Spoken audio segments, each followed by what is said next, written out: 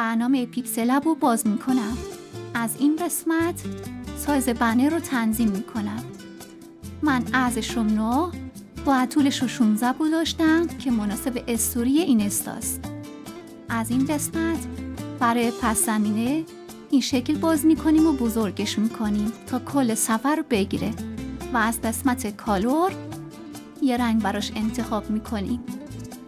مثلا من صورتی رو انتخاب کردم. از قسمت متن 3 علامت سوال می نویسم. میارمش وسط صفحه و از قسمت فونت یه فونت براش انتخاب میکنم. من فونت سروناز رو براش انتخاب کردم. متن رو بزرگ میکنم و تنظیمش میکنم و میذارمش وسط صفحه. از این قسمت عکس رو انتخاب میکنیم. من از کراپ دایره استفاده کردم. بعد از این قسمت سایدش رو تنظیم میکنیم. به نظرم 25 تا مناسبه. عکس رو روی قسمتی که میبینید فیکس میکنم و میرم سراغ عکس بعدی. برای همه عکس ها همین کارو میکنم و روی صفحه تنظیمشون میکنم. هر لایه رو بعد از تنظیم کردن قفل کنیم تا تکون نخوره. میرم سراغ متنا.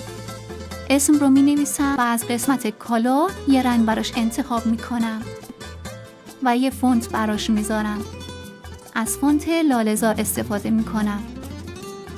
سایزش رو بزرگتر میکنم و از این قسمت یه حاشیه براش انتخاب میکنم. سایز حاشیه رو تنظیم میکنم. مجددا چک میکنم. متنم حتما وسط صفحه باشه.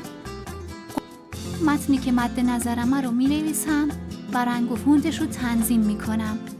فونت دیروز رو انتخاب کردم. متن بعدی رو هم نوشتم.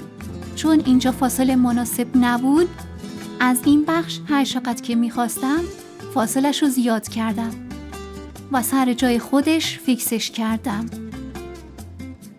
بقیه متن ها رو هم نوشتم.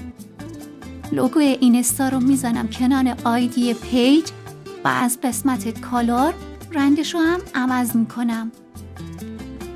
میخوام لوگوی پیج رو هم اضافه کنم. یکم اسمش رو کشیده تر میکنم چون میخوام لوگو رو کنارش قرار بدم. از قسمت عکس لوگو رو اضافه میکنم. از این قسمت بک‌گراندش رو حذف میکنم و جای مورد نظر قرارش میدم.